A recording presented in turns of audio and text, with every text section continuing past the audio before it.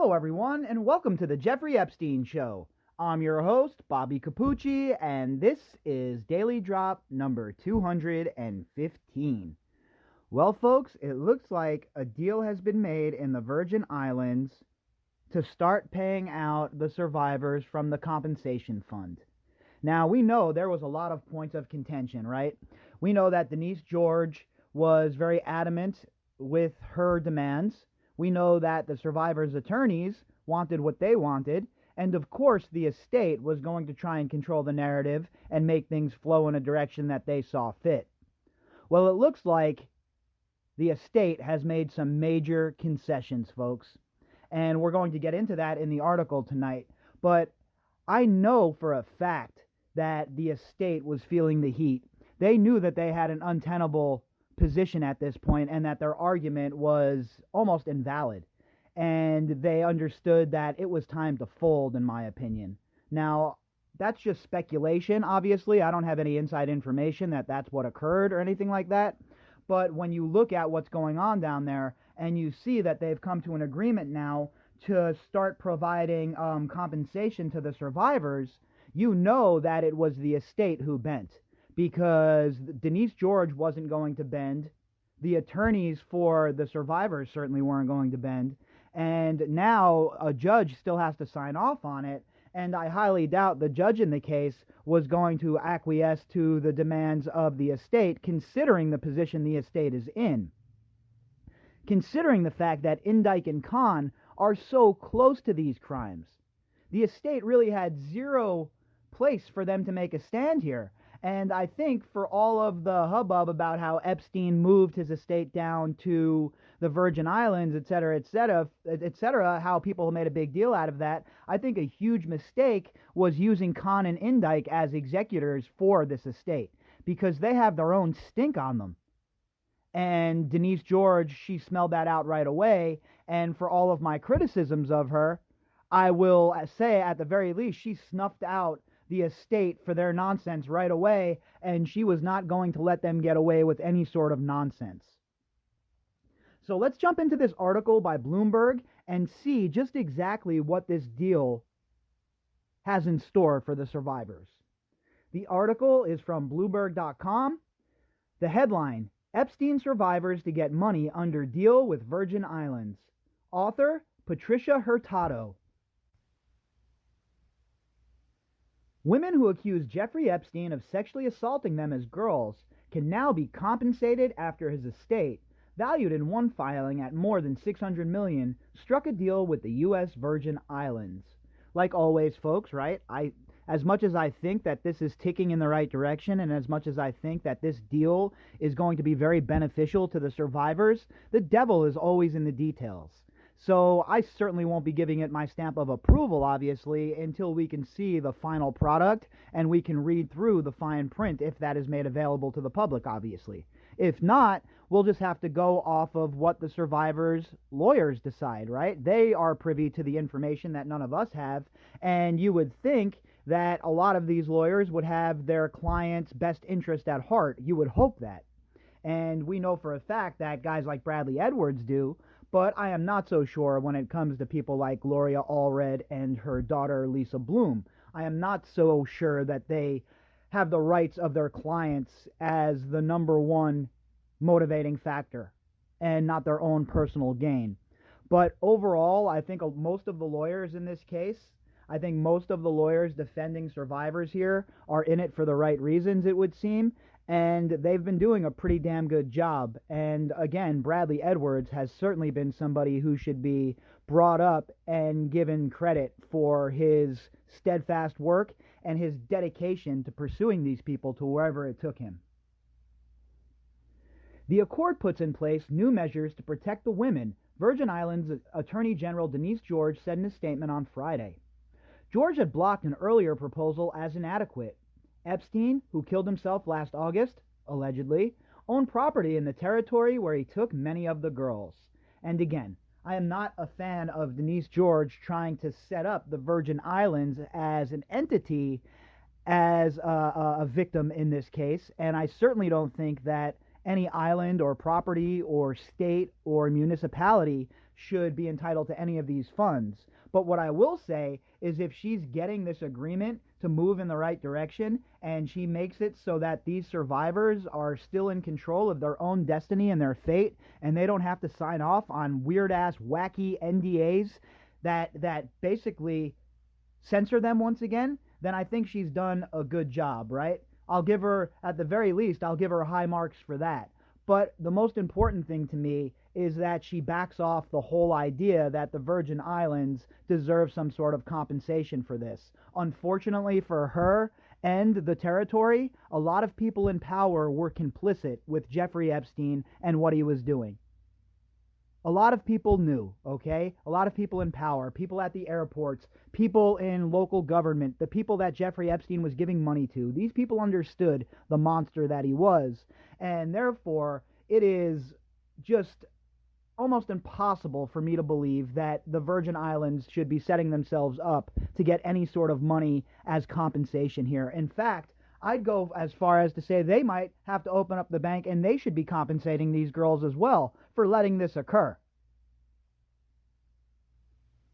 Under the terms of the deal, which requires a judge's approval, the women no longer have to sign broad releases and no information will be disclosed publicly or used by Epstein's estate to defend itself from any claim, George said. A survivor's advocate will ensure that decisions by the fund's administrators meet the women's needs. And this is pretty important, right? I think it's good to have a victim's advocate, a survivor's advocate involved in this. And I think it's important to have a outside party such as that advocate take a look and make sure that the estate is doing the right thing. Because one thing we can be certain of is that we can't trust Indike or Khan, and we can't trust the estate to disperse these funds correctly and in the right manner. At the end of the day, these guys want to enrich themselves too. So we have to be very critical of Indike and Khan, and we have to make sure we're watching every little thing that they do, because they have proven time and time again that they cannot be trusted. Now, the fact that the women will no longer have to sign broad releases and no information will be disclosed publicly or used by Epstein's estate to defend itself from any claim, that's a pretty big deal for me. And that is why I'm in favor of this as we know of it now, right? Again, the devil's in the details, and that, my opinion, can change if we get more information. But as of now, looking at it right here, the fact that they don't have to sign a broad release is very important and very huge, and it spells big-time trouble for the co-conspirators. I believe that this kind of thing here, this sort of ruling here, is really, really bad news for the co-conspirators. And if I was Andrew, and I was Ghislaine Maxwell, and Sarah Kellen Vickers, and the rest, I would not be sleeping well tonight, that is for sure. In addition, funding will be dedicated to those who have not come forward yet or who aren't satisfied with the claims process or their awards, George said. She said that administrators will report to her and the probate court monthly on the number and value of the awards. Well, that's fine and well. I'd like some more oversight, right? I don't want it to just be, the Virgin Islands getting oversight of this. I really hope that the survivors' lawyers are playing a crucial role here, and they're not being left in the dark by the Attorney General's office and the courts, because I think they're an important part of this to make sure that their clients are made as whole as possible. We understand that the compensation should be in the seven figures for most of these girls, right? And anything less than that is a slap in the face. So I think that it's very important and it's very crucial that we have the lawyers also playing a role, but I think that there has to be transparency here. I think that as much as can be released to the public needs to be released. That way everybody understands that things are moving in the right direction here, because there has been so much secrecy in this case and so many things done in back rooms and shady deals occurring that people aren't going to believe the narrative as it's spelled out. Proof is going to need to be provided for everything in this case at this point. We are pleased that the parties have reached a resolution that allows survivors the opportunity to resolve their sexual abuse claims through this independent, voluntary, non-adversarial process, Camille Byros, Kenneth Feinberg, and Jordana Feldman, whom the estate hired to fashion the compensation program, said in a statement, "Over the last several months, we designed the program with the input of Survivors Council and other interested parties, and we are preparing to move forward to implement the claims process." Well, that's great, and I really hope that that's the case. And as long as they've been working hand in hand with the survivors' legal team, and they've been providing the survivors' legal teams with updates, and they're taking feedback from them, I think that we're going to move towards something that is acceptable to the survivors. Because remember, at the end of the day, folks, it's up to them. All of these girls have specific situations and unique situations, and it's not a one-size-fit-all here. Some of these girls want to move on with their lives. They just want to finish this up and move on.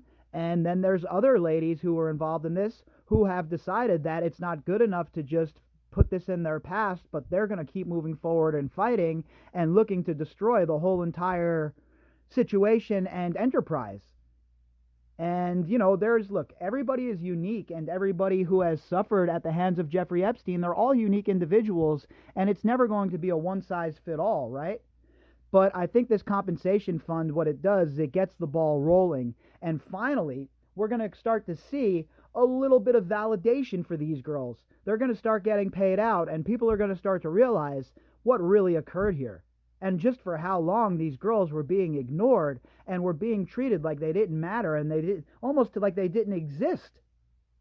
But now, that's not going to occur anymore.